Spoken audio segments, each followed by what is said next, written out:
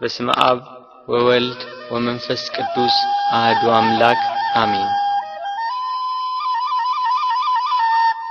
ሞቱን በሚመስል ሞት ከእርሱ ጋር ከተባበርን ትንሣኤውን በሚመስል ትንሣኤም ከእርሱ ጋር እንተባበራለን።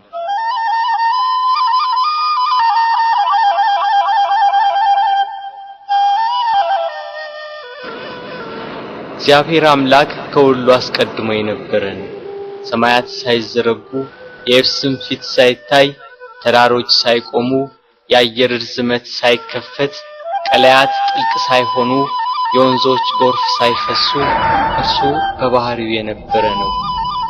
ብርሃናት ሳይበሩ ጨለማ ሳይጋረድ የመዓልት ብርሃን ሳይበራ ሌሊትም ሳይፈጠር ከዋክብት ሳይብለጨለጩ መላእክት ሳይፈጠሩ ከነባቢት ነፍስና ከመዋቲ ሥጋ አስቀድሞ ከተሰወረውና ከተገለጸው በላይና በታች ካለው ፍጥረት ሁሉ አስቀድሞ እግዚአብሔር በባህሪው የነበረ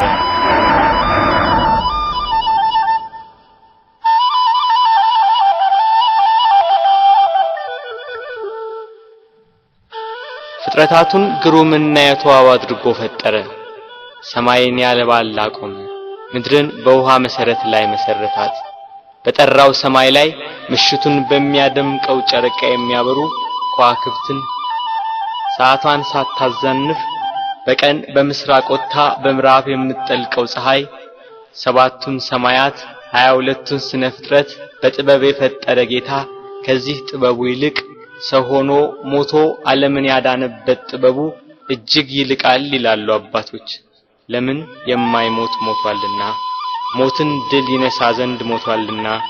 ስለዚህ የማይሞት የእርሱን ሞቱን እናገራለን። ተሰቅሎ ድህነትን ሰጠን፣ በሞቱም ሙታንን ሁሉ አዳነ። ሕይወት አዳኝ ሲሆን እርሱ በሥጋው መከራን ተቀበለ። ገንዘቡ እንደሆነ አድርጎ የሥጋ የነፍስን መከራ ተቀበለ። ሞት ገንዘቡ እንደሆነ እስኪነገርለት ድረስ ደርሶ አንድ እርሱ ብቻውን ስለ ሁሉ ሞተ። ከሰማይ በታች ያሉትን በደሙ ያድናቸው ዘንድ ሞተ። በምድር ላይ ያለውን ሁሉ ለእግዚአብሔር አብ ወገን ያደረገ ይሽረው ዘንድ የማይሞት ሞተ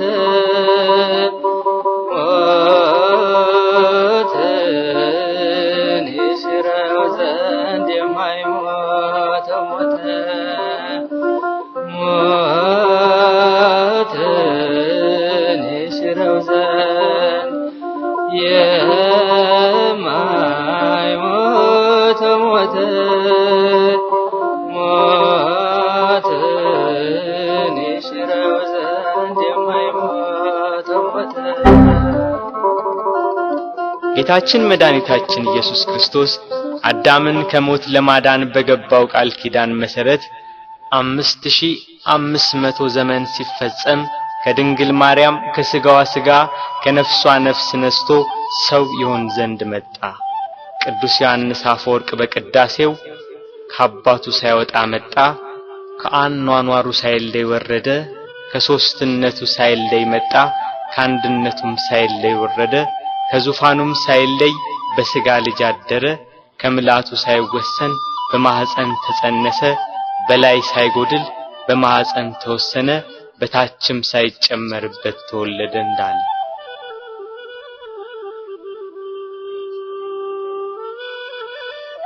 ቃል ከሰማይ ወርዶ ከቅድስት ድንግል ማርያም በነሳው ሥጋ ሰው በሆነበት በዚያ ዘመን ኢየሩሳሌም በሮም ግዛት ስር ነበረች።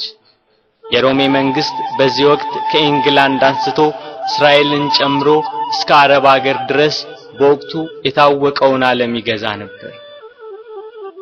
ሮም ገናና መንግስት በነበረችበት በዚያን ጊዜ ሮማውያን ልዩ የዜግነት መብት ነበራቸው።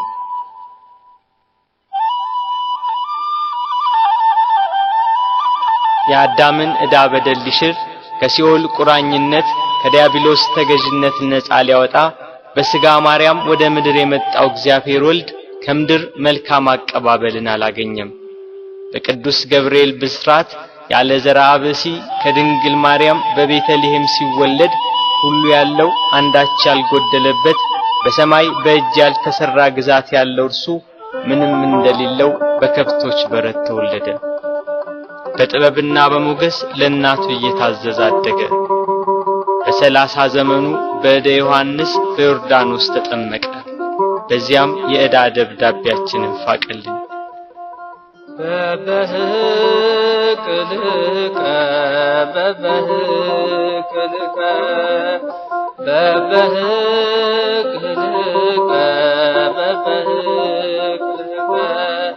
በ30 ክረምት በዮርዳኖስ ተጠምቀ በ30 ክረምት በዮርዳኖስ ተጠምቀ ጥቂት መጥቂት አደገ ጥቂት መጥቂት አደገ ጥቂት መጥቂት አደገ ጥቂት መጥቂት አደገ በ30 ክረምት በዮርዳኖስ ተጠመቀ በ30 ክረምት በዮርዳኖስ ተጠመቀ።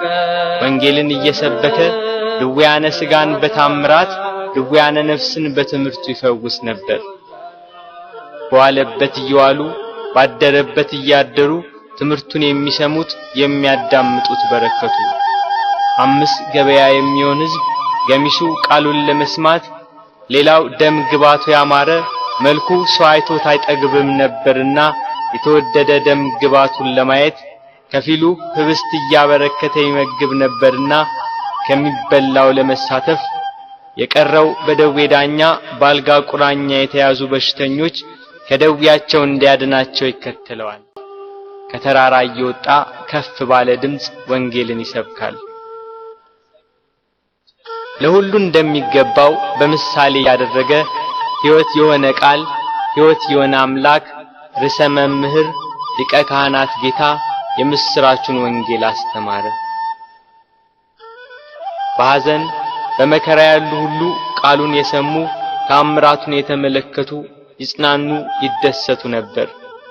ላዘኑት መጽናናት፣ ለደከሙት ብርታት፣ ለወደቁት መነሳት፣ ለተቸገሩ ሁሉ ፈጥኖ ደራሽ በጎደለ የሚሞላ የበረከት አባት በዶኪማስ ሰርግ በቃና ገሊላ ከእናቱ ከመቤታችንና ከቅዱሳን ሐዋርያት ጋር ተገኘ። ውሃውን ወደ ወይን ጠጅ ለወጠ። እንጀራ አበርክቶ እስኪተርፍ መገባቸው። በውሃ ላይ እየተራመደ ተጓዘ። ነፋሳት ቃሉን እየሰሙ ተገዙለት። አጋንንት እየፈሩና እየተንቀጠቀጡ ሰገዱለት። ከብዙ ሰዎች ላይ ማራቃቸው። ድውያንን ፈወሳቸው። የሞቱትን አስነሳ። በሞቱ ሕይወትን ለሚሰጣት ጌታ ምድር ሞት ደገሰችለት። የተራቡትን ስላበላ የሕይወት ወንጌልን ሰብኮ በአዲስ ጎዳና መንገድን ስላቀናልን በጎ በማድረጉ ተሰቅሎ ይሞት ዘንድ ፈረደችበት።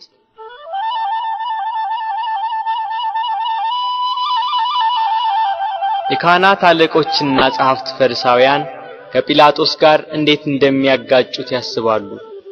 ሕዝቡ ሁሉ ክርስቶስን መከተሉ በዋለበት መዋሉ ባደረበት ማደሩ እነሱን ትቶ ክርስቶስን መከተሉ አበሳጭቷቸዋል። ፋሲካ የሚባለው የቂጣ በዓል ቀረበ። ጸሐፍትና ሊቀ ካህናት እንዴት እንደሚያስይዙት ሲያስቡ ሰይጣን ጌታን ከተከተሉ ከ12ቱ ሐዋርያት አንዱ በሆነው በይሁዳ ገባበት። ጌታን ለካህናት አለቆች እንዴት አሳልፎ እንደሚሰጣቸው ተዋዋለ። 30 ብር መዘኑለት።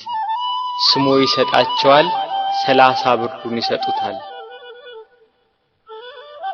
የዓለም ሁሉ መድኃኒት በ30 ብር ተሸጠ።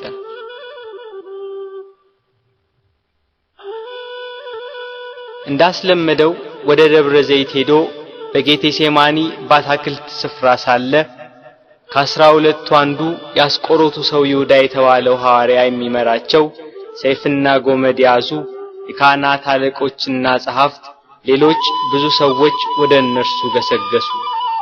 የምስመው እርሱ ነው፣ ያዙት፣ ተጠንቅቃችሁ ውሰዱት ብሏቸው ነበርና ወደ ጌታ ቀርቦ ሳመው። መምህር ቸር ውለሃል ብሎ አቀፈው። አይሁድ ተረባርበው ያዙት። ይሄ ለአይሁድ ከይሁዳ የተሰጠ ምልክት ነበር። ቅዱስ ዮሐንስ አፈወርቅ በቅዳሴው ድርሰቱ ሁሉን ያዘውን ያዙት፣ ሁሉን የሚገዛውን አሰሩት፣ የሕያው የአምላክ ልጅ አሰሩት፣ በቁጣ ጎተቱት፣ በፍቅር ተከተላቸው እንዳለ ከሐዋርያት ለይተው ያዙት። ያቺ ምሽት የመከራው ጅማሬ ሆነች።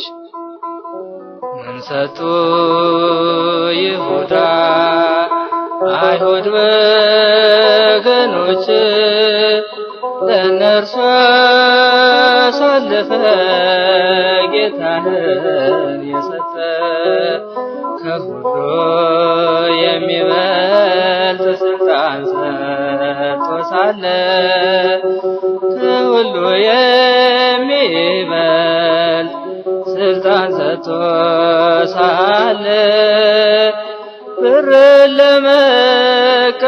ለመቀበል ልብ ተታለለ፣ ልብ ተታለለ።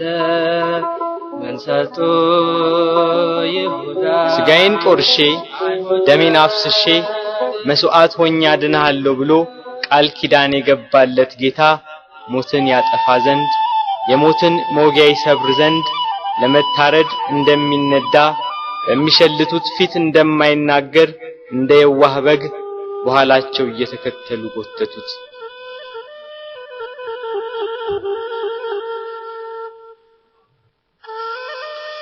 እየገፉና እያዳፉ ወደ ጲላጦስ ወሰዱት። ሐዋርያት በጌታ መያዝ ተበታትነዋል። የእረኛው መመታት መንጋውን በትኖታል። ይሁዳ ጌታን ለካህናት አለቆችና ለሮም ወታደሮች አሳልፎ ከሰጠው በኋላ ዳግም ወደዚህ አካባቢ ዝር አላለም።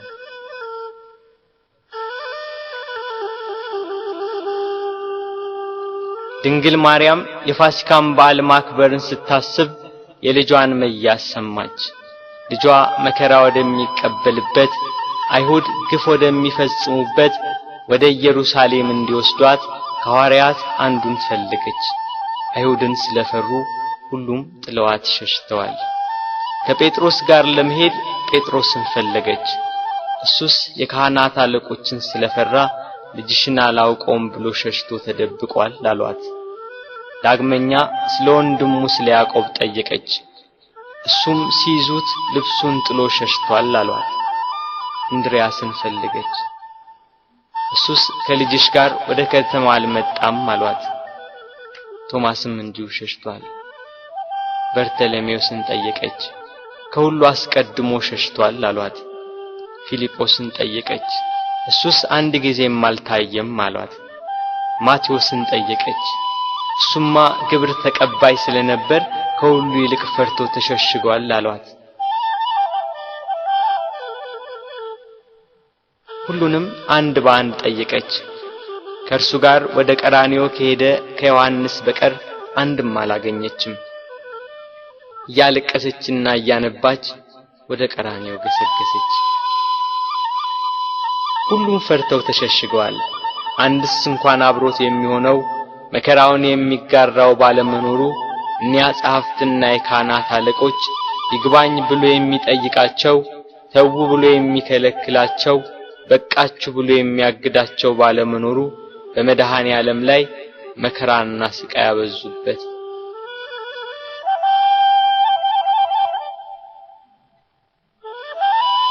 ጲላጦስ እንደ ሕጋቸው ሞት እንዲፈርድበት አደባባይ አቆሙት። ሊቃነ መላእክት በመፍራትና በመንቀጥቀጥ ከፊቱ የሚቆሙለት እርሱን በአደባባይ አቆሙት። ይሰው ሕዝባችንን ሲያጣምም ለቄሳር ግብር እንዳይሰጥ ሲከላከል ደግሞም እኔ ክርስቶስ ንጉሥ ነኝ ሲላገኘ ነው ብለው አሳጡት። ሰንበትን የማያከብር የእግዚአብሔር ወገን ያይደለ ነው እያሉ አጣሉት፣ አካሰሱት። እርሱ ግን በሰንበት የታመሙትን አዳናቸው፣ የሞቱትንም አስነሳቸው።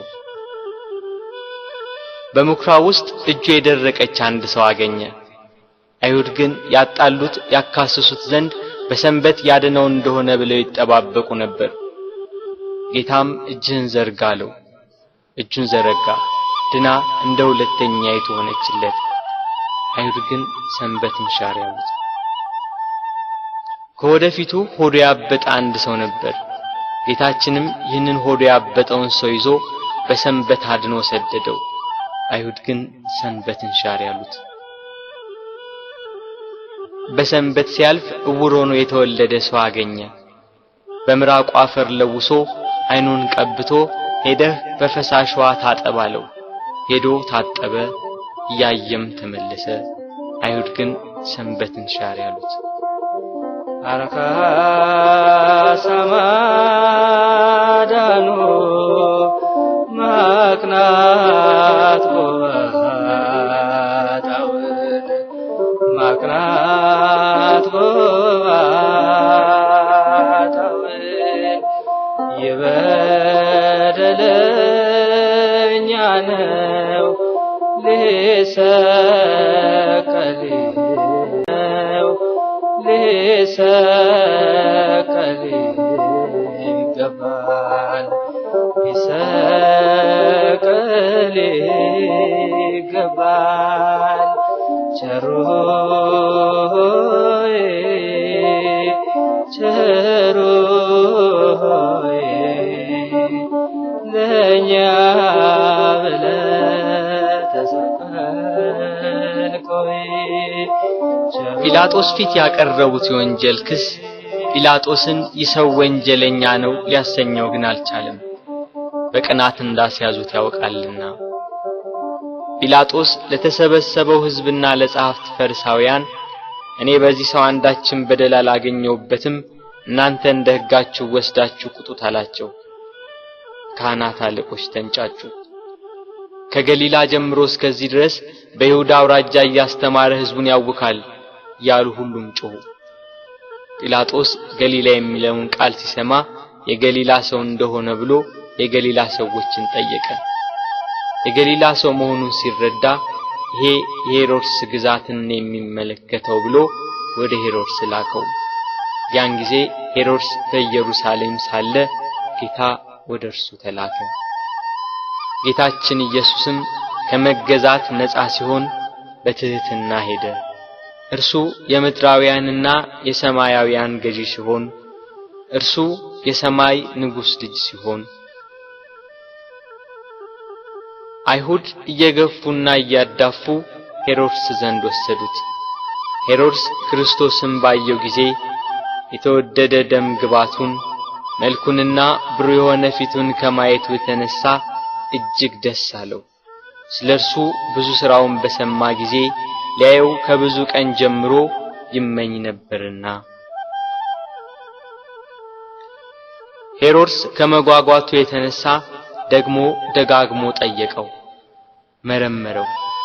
እርሱ ግን ቃል አልመለሰም። ጸሐፍት ፈሪሳውያንና የካህናት አለቆች ዝም ስላለ ቁመው ያጣሉት የሐሰት ክሳቸውን ይደረድሩ ጀመር። ሄሮድስም ለእኒያ ርኅራኄ ለሌላቸው ወታደሮች በያዙት ጅራፍ እንዲገርፉት ትእዛዝ አስተላለፈ።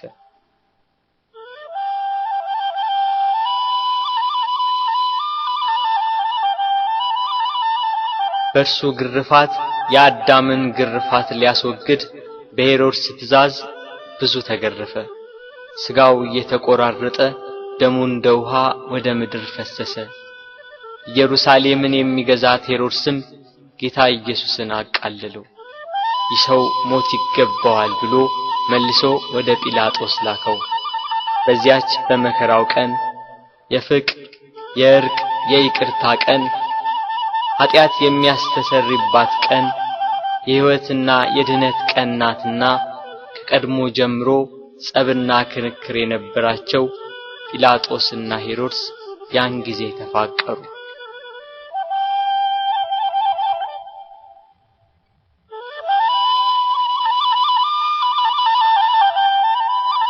ጌታ ወደ ጲላጦስ ተመለሰ።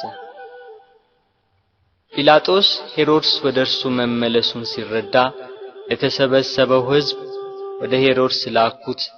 እርሱም መልሶ ወደኔ ላከው፣ እነሆ እሱም ለሞት የሚያበቃ ይሰራ የለም፣ ስለሆነ ገርፌ ልተወው በማለት ተናገራቸው።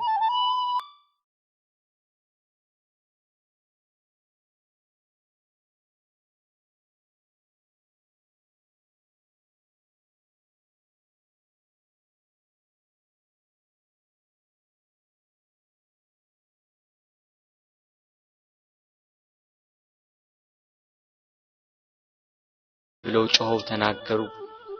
ጲላጦስም መልሶ መላልሶ ክፋት ስላላገኘበት ያድነው ዘንድ ወይንም ገርፎ ይለቀው ዘንድ ጠየቃቸው። ሕዝቡ ግን በታላቅ ቃል እየጮሁ ስቀለው ስቀለው፣ በሞት አስወግደው፣ በርባንን ፍታልን፣ እርሱን ግን ስቀለው አሉ። በንጹህ ደም የታጠበ ብዙ ነፍሳትን የገደለ ሽብር ዋይታና ሁከት ያነገሰ በርባን ይፈታልን፣ በደል ያልተገኘበት ንጹሕ ባዲ ክርስቶስ ግን ይሰቀል አሉ። ይሰቀል ይሰቀል ይሰቀል ይሰቀል ይሰቀል። የሰማነውን ነገር ማን አምኗል? የእግዚአብሔር ክንድ ለማን ተገልጿል? እንዳለ ነቢይ ይሰቀል የሚለው የካህናት አለቆችና የሕዝቡ ቃል በረታ። ሕዝቡና ጲላጦስ እንዲህ ሲነጋገሩ የጲላጦስ ሚስት በዚህ ንጹሕ ሰው ደም ኃላፊ እንዳትሆን ወቅ የሚል መልእክት ካየችው ሕልም ጋር አብራ ላከችለት። ጲላጦስ ግራ ገባው።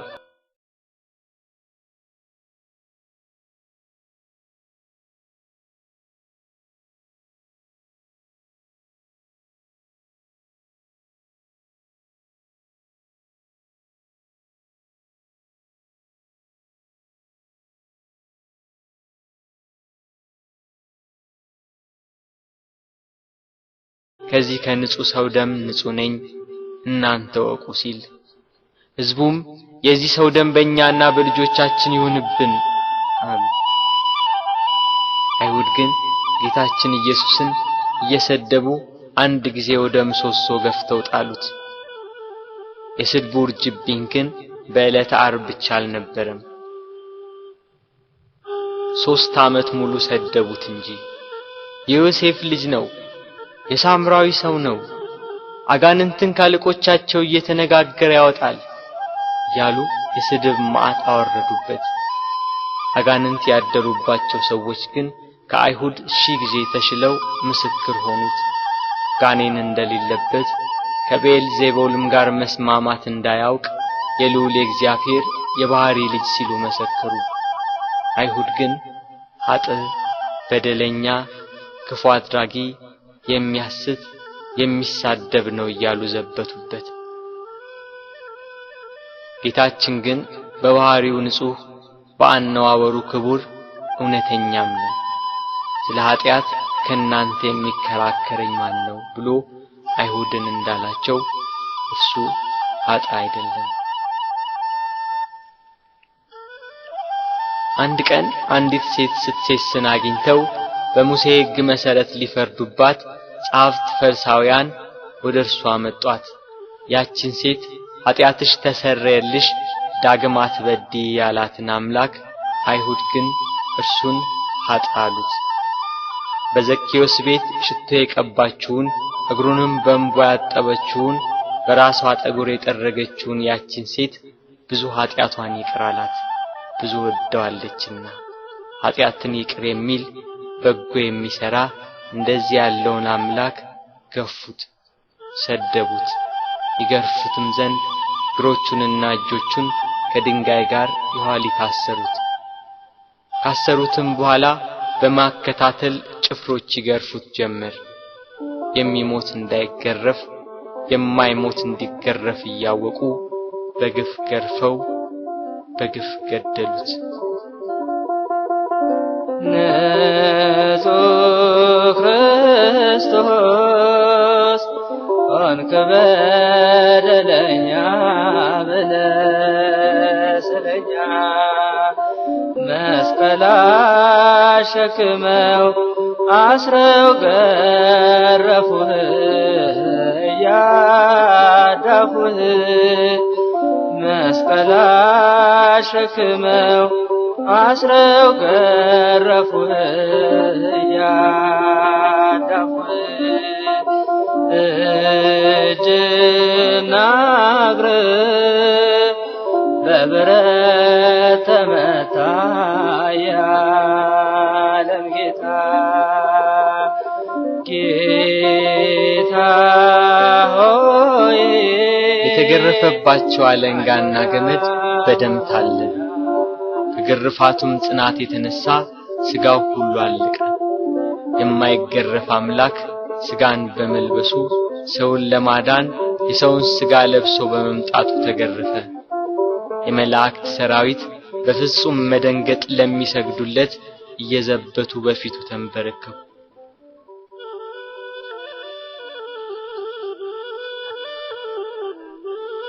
ቅዱስ ዮሐንስ አፈወርቅ በቅዳሴ ድርሰቱ የጌታ ትሕትናና ዝምታ ቢገርመው ይህን ያህል ትሕትና እንደምን ያለ ትሕትና ነው! ይህን ያህል ትዕግስት እንደምን ያለ ትዕግስት ነው! ይህን ያህል ዝምታ እንደምን ያለ ዝምታ ነው! ይህን ያህል ቸርነት እንደምን ያለ ቸርነት ነው! ይህን ያህል ሰውን ማፍቀር እንደምን ያለ ፍቅር ነው! ክርስቶስ በመገረፉ ሰውን ሁሉ ከተገረፈበት ኃጢአትና ፍዳ ዳነ። ስለ ልጆቹና ስለ አዳም መገረፍና መታሰርን ከፈለ። ጲላጦስ በሕዝቡ ላለመጠላት በአይሁዳውያን ለመወደድ ፍቃዳቸውን ለመፈጸም ስቀሉት ብሎ ጌታችንን ለአይሁድ ሰጣቸው። አይሁድና ጭፍሮቻቸው ጌታን ወደ ፍርድ አደባባይ ወስደው አንድ ወጥ የሆነችውን ልብስ ገፈፉና ቀይ ግምጃ ለበሱት። እንደ መብረቅ የሚያንጸባርቅ እንደ በረዶ ነጭ የሆነ ልብስ የሚለብስ ሲሆን ለመዘባበት ቀይ ሐርና ነጭ ሐር አለበሱት። ለኪሩቤል የመብረቅ ልብስ ለሱራፌል ግርማ ያለ ልብስ የሚያለብሳቸው እሱን ቀይ ግምጃ ለበሱት። በሳት በተጋረደ ዙፋን ላይ የሚቀመጥ እሱን በመዘባበቻ መቀመጫ ላይ ያስቀመጡት። ከዘንባባና ከሾህ ጋር የታተቱ በመርፌ አምሳል የተሰሩ 50 ሾኮች ያሉበት የመገዳደሪያ አክሊል አቀዳጁት። እኚህ ሾኮቹ እስከ ራሱ አጥንት ድረስ ገቡ። የሕይወት መገኛ እርሱን የሾህ አክሊል አቀዳጁት። መላእክትን የብርሃን ራስ ቁር የሚያቀዳጃቸውን የነገስታት ገዢ የሚሆን እሱን የሾህ አክሊል አቀዳጁት። የሾህ አክሊል ደፍተህ ጎንህን ተወጋ አልፋ ኦሜጋ የሾህ አክሊል ደፍተህ ጎንህን ተወጋ አልፋ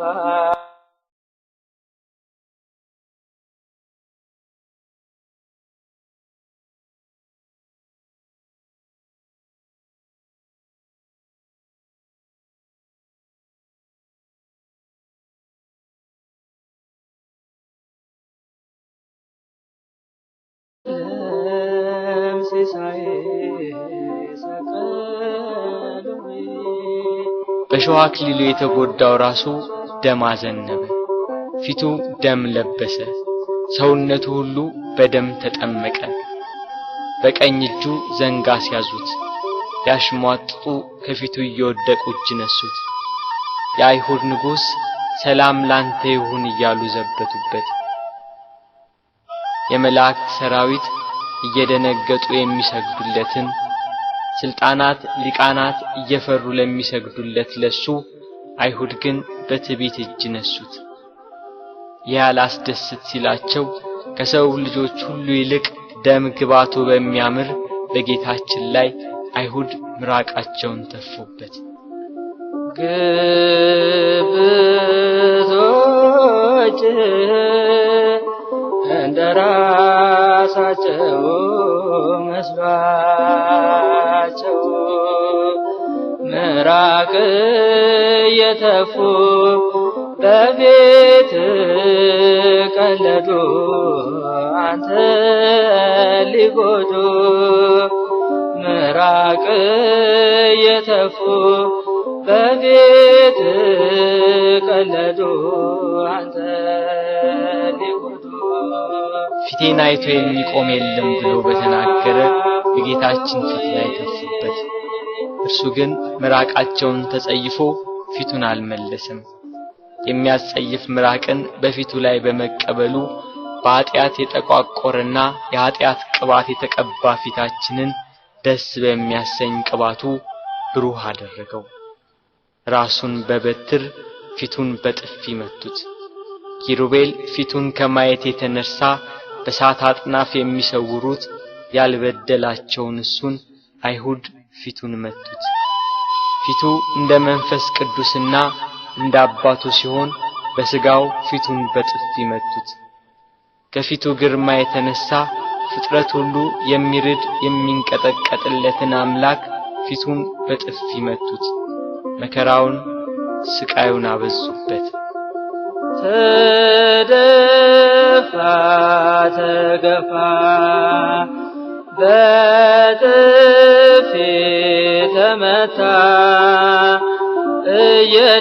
እየደበደቡ ክርስቶስ ያሉ ጽድቅን ስለሰራ በጥፊ ተመታ እየደበደቡ ክርስቶስ ያሉ ጽድቅን ስለሰራ በወንጀል ከሰሱ ለአዳም ቤዛ ብለህ ብዙ ተንገላታ። ጲላጦስም ጌታን ወደ ውጭ አወጣው፣ ሐር ልብስ አልብሶ የሾህ አክሊል አቀዳጅቶ። ሕዝቡም የለበሰውን ልብስና የተቀዳጀውን የሾህ አክሊል ሲመለከቱ ስቀለው ስቀለው ስቀለው እያሉ ጮሁ። ጲላጦስም ይኸው ወስዳችሁ ስቀሉት ብሎ ሰጣቸው።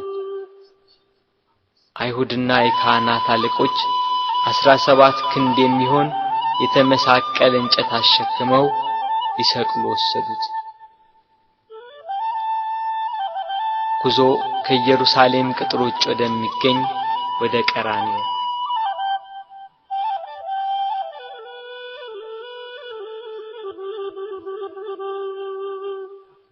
አብሮት ያለው የሕዝብ ብዛት እንዲህ በቀላል የሚገመት አይደለም። የጦር መሳሪያ ይዘው የተከተሉትም ጭፍሮች 580 ናቸው። ከነርሱም ጋር የተባበሩ ሌሎች ብዙ ሰዎች ነበሩ። መከራውን ስቃዩን የተመለከቱ የኢየሩሳሌም ሴቶች ደረት እየደቁ መሬት እየወደቁ ያለቅሱለት ነበር። እርሱ ግን እናንተ የኢየሩሳሌም ሴቶች ለኔ አታልቅሱ፣ ለራሳችሁና ለልጆቻችሁ አልቅሱ። መካን የሆኑ ያልወለደችም ማህፀን ያላጠቡም ጡቶች ንዑዳን ክቡራን ናቸው የሚባልበት ወራት ይመጣል። እዚህ በእርጥብ እንጨት እንዲህ ያደረጉ ደረቅ ቢያገኙ እንዴት ይሆኑ?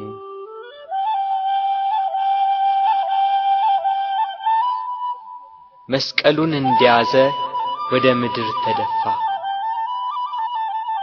ሌሎች ወንበዴዎችን ይዘዋቸው መጡ። አከበርንህ ብለውታልና ቀኛዝማች ግራዝማች ሾምንልህ ሲሉ በወንበዴዎች መካከል ሊሰቅሉት።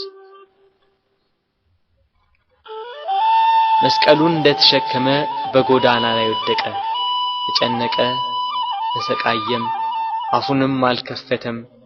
ለመታረድ እንደሚነዳ ጠቦት ወደ ቀራንዮ ተነዳ።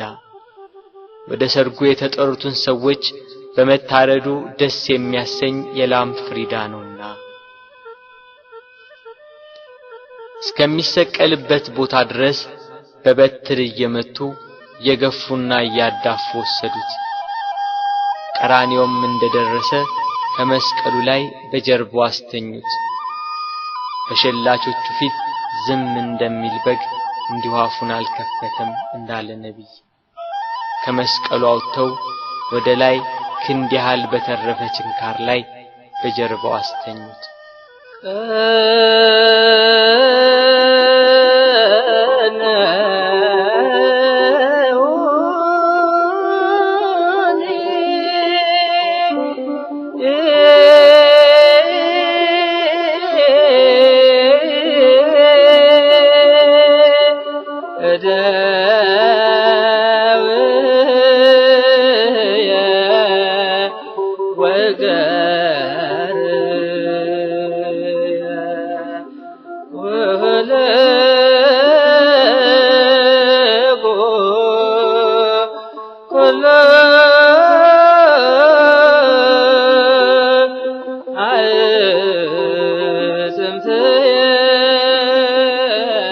ችንካር በደረቱ ዘልቆ ወጣ። ደረቱን ከመስቀሉ ጋር በአንድ ችንካር በጀርባው ሲወጣ ቸነከሩት። መላእክት ግን በደረቱና በጀርባ የፈሰሰውን ደም በሳት ጽዋ ተቀበሉት። እጆቹን ከመስቀሉ ዳርቻ እስኪደርስ ድረስ በገመድ እየጎተቱ በሁለት ችንካር ቸነከሯቸው። መላእክት ግን የእጆቹን ደም በሳት ጽዋ ተቀበሉ። የታመሙትን በእጆቹ ስላዳናቸው፣ በእጆቹ ለምጻሞችን ስላነጻቸው፣ የዕውሮቹን ዓይን በእጆቹ ስላዳነ፣ በእጆቹም የሞቱትን ስላስነሳ፣ አይሁድ ግን እጆቹን በመስቀል እግሮቹንም በአንድ ችንካር ቸነከሯቸው። መላእክት ግን የእግሮቹን ደም በሳት ጽዋ ተቀበሉ።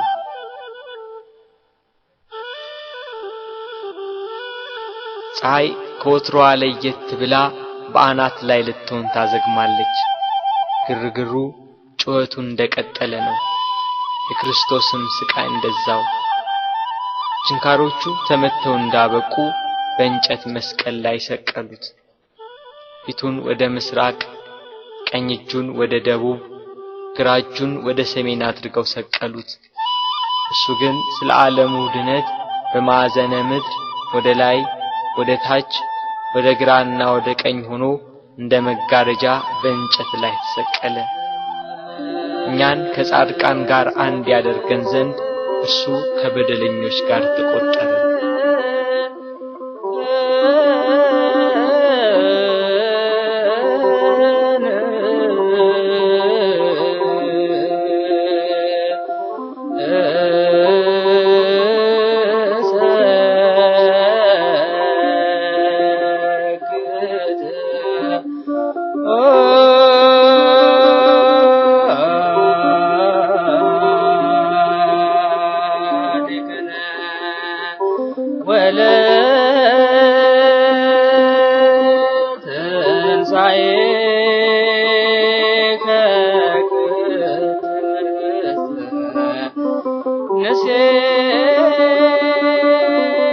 ጲላጦስም በደሉን የሚናገር ጽሑፍ ጽፎ ከራሱ በላይ አኖረ።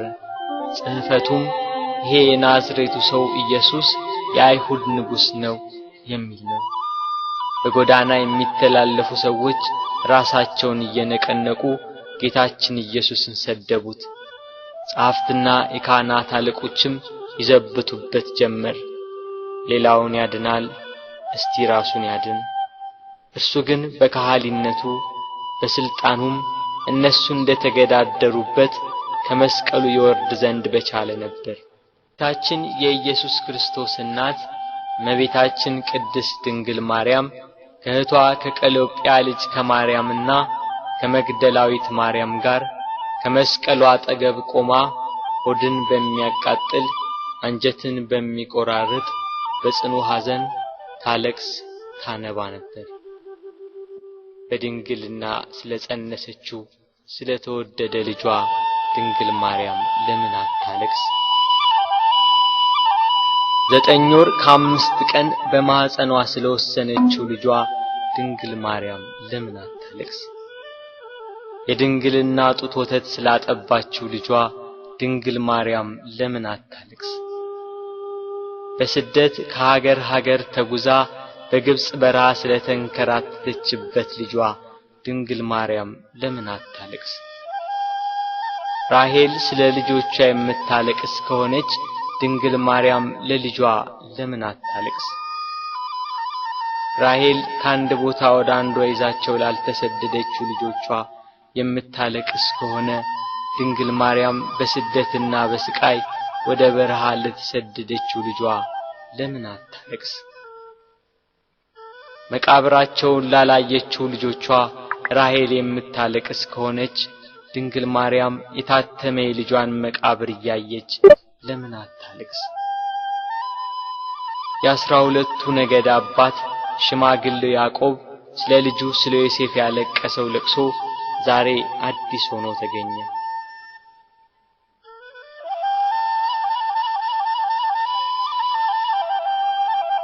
ያዕቆብ ልጁ ዮሴፍን ወንድሞቹ ሲያስሩት አላየም። ድንግል ማርያም ግን ልጇ በመስቀል ላይ ተቸንክሮ አይተዋለች።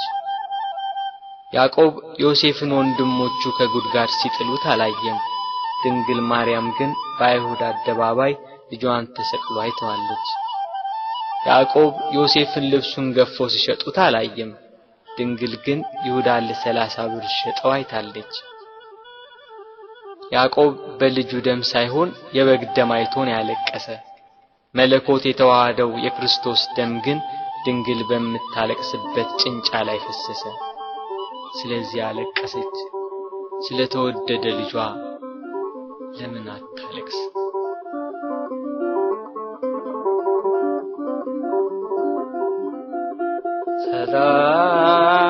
ሰላም ለኪ ማርያም ድንግል እንልሻለን እንደ ቅዱስ ኤፍሬም አባታችን እንላለን ድንግል ለምኝልን። ሰባቱ የመላእክት አለቆች መጥተው አረጋጓት፣ አጽናኗት። እሷ ግን በመስቀል ላይ ሆኖ የሚሰቃይ ልጇን እያየች ልቅሶ መተውን መጽናናትን እምቢ አለች። አባቷ ዳዊት እሳት በሆነ ፈረስ ተቀምጦ መጥቶ አጽናናት። እርሷ ግን ልቅሶ መተውን አልቻለችም። ከወለደችው ጀምሮ ልጄ እያለች በስጋት የኖረች እናት ያሁኑ የልጇ ነገር ግን የመረረ ሆነባት። ልጇን ፊት ለፊት በመስቀል ላይ ያየች እንዴት ብላ ትታገስ? ምንስ ብላ ትጽናና?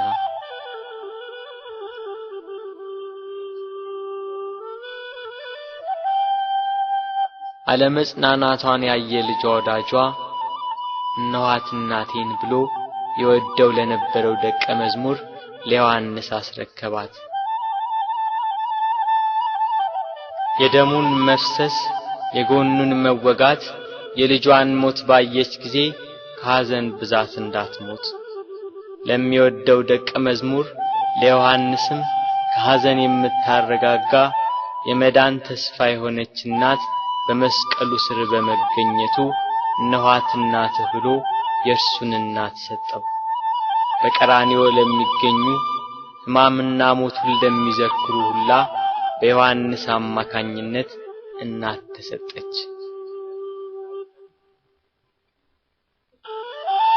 ቤት ከገባችም በኋላ መጽናናትና ልቅሶ መተውን አልቻለችም። እስከ 3 ቀን ድረስም እህል ውሃ አልቀመሰችም።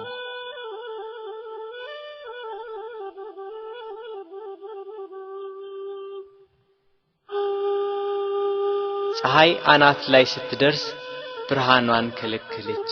በቀትር ፀሐይ በሚጠነክርበት ሰዓት ኢየሩሳሌምን ጨለማ ወረሳት። ጨረቃም አምላክን በመስቀል ላይ በማየቷ ደም ለበሰች። ከዋክብት ረገፉ። ክርስቶስ በመስቀል ሳለ ትንቢቱ ሁሉ እንደተፈጸመ ባየ ጊዜ ተፈጸመ አለ። ነፍሱን ከስጋው ለየ። አምላክ በስጋው ሞተ። በነፍሱ የሞተውን አዳምን ለማዳን ክርስቶስ በስጋው ሞተ።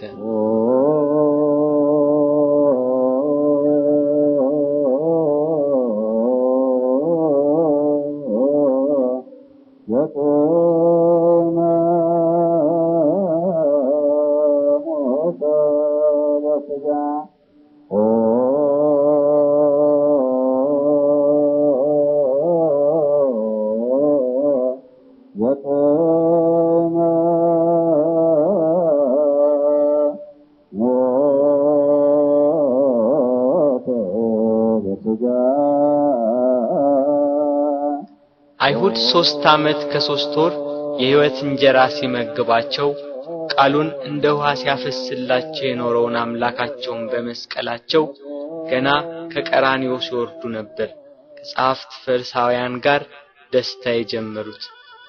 እያንዳንዳቸው ስላደረጉት ጀብደኝነት በክርስቶስ ላይ ስለፈጸሙት በደል ያወጋሉ። ቀኑ እየመሸ ሄዷል። በ9 ሰዓት ቅድስት ነፍሱን ከቅድስት ሥጋው በለየ ጊዜ መልሳ ብቅ ያለችው ደብዛዛዋ ፀሐይ አሁንም ቂሟን የረሳቻት መስልም ወደ ምዕራብ ተጠግታለች። ዮሴፍና ኒቆዲሞስም ወደ ጲላጦስ ገብተው የክርስቶስን ሥጋ አውርደው ይቀብሩት ዘንድ ለመኑት። ጲላጦስም ፈቀደላቸው። እነርሱም ከመስቀሉ አወረዱት። ስለኛ በሞት ዓይኖቹ እንደተሸፈኑ ስለኛም ጆሮቹ በሞት እንደተዘጉ ስለኛም በሞት አንደበቱ ዝም እንዳለ ስለኛም እጆቹና እግሮቹ እንደታሰሩ ባዩ ጊዜ ሞትን ድል የምትነሳ ጌታ ሆይ ተኛህን? ሞትስ በአንተ ላይ እንደምን ሰለጠነ እያሉ አለቀሱ። በሰው ሥርዓት ሊገንዙት ሲሉ ዓይኖቹ ተከፈቱ። ዮሴፍና ኒቆዲሞስንም ተናገራቸው። እንደ ምድራዊ ሰው ዝም ብላችሁ ልትገንዙኝ ነው? በሉ እንዲህ ብላችሁ ገንዙኝ አላቸው። እንዳላቸው እንዲህ እያሉ ገነዙት። ቅዱስ እግዚአብሔር ቅዱስ ኃያል ቅዱስ ሕያው ዘይመውት ዘተወልደ ማርያም እምቅድስት ድንግል ተሳለነ እግዚኦ። ቅዱስ እግዚአብሔር ቅዱስ ኃያል ቅዱስ ሕያው ዘይመውት ዘተጠምቀ በዮርዳኖስ ወተሰቅለ ዲበ ዕፀ መስቀል ተሳለነ እግዚኦ። ቅዱስ እግዚአብሔር ቅዱስ ኃያል ቅዱስ ሕያው ዘይመውት ዘተንሥአ እሙታን አመ ሣልስት ዕለት ዐርገ በስብሐት ውስተ ሰማያት ወነበረ በየማነ አቡሁ ዳግመ ይመጽእ በስብሐት ይኰንን ሕያዋነ ወሙታነ ተሳለነ እግዚኦ። ስብሐት ለአብ ስብሐት ለወልድ ስብሐት ለመንፈስ ቅዱስ ይእዜኒ ወዘልፈኒ ወለዓለመ ዓለም አሜን ወአሜን ለይኩን ለይኩን እያሉ ገንዘው ዮሴፍ ለራሱ ባሰራው በአዲስ መቃብር ቀበሩት። መቃብሩን በታላቅ ድንጋይ ገጠሙት። የካህናት አለቆችና ፈሪሳውያን ተሰባስበው መቃብሩን እንዲያስጠብቅ ደቀ መዛሙርቱ ተነስቷል ብለው ሕዝቡን እንዳያውኩ ለጲላጦስ ነግረው በአራት ሹማምንቶችና በ400 የአይሁድ ጭፍሮች የጌታችን የኢየሱስን መቃብር አስጠበቁ። ጠባቂዎችም እስከ 3 ቀን ድረስ እየጠበቁ ተቀመጡ።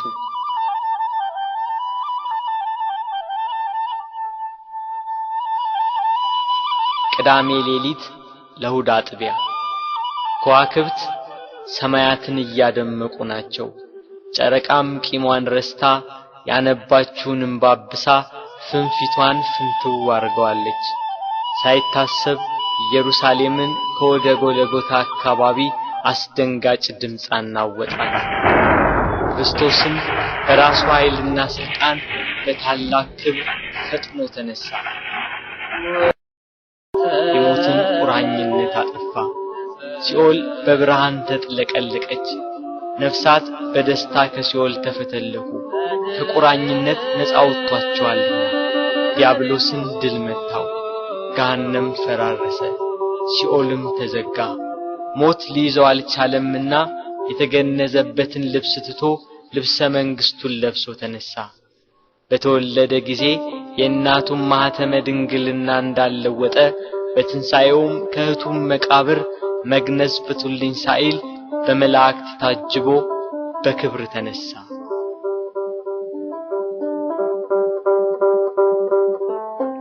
ምስጋና ይሁን ለአብ ለወልድ ለመንፈስ ዛሬም ዘወትርም ለዘለዓለሙ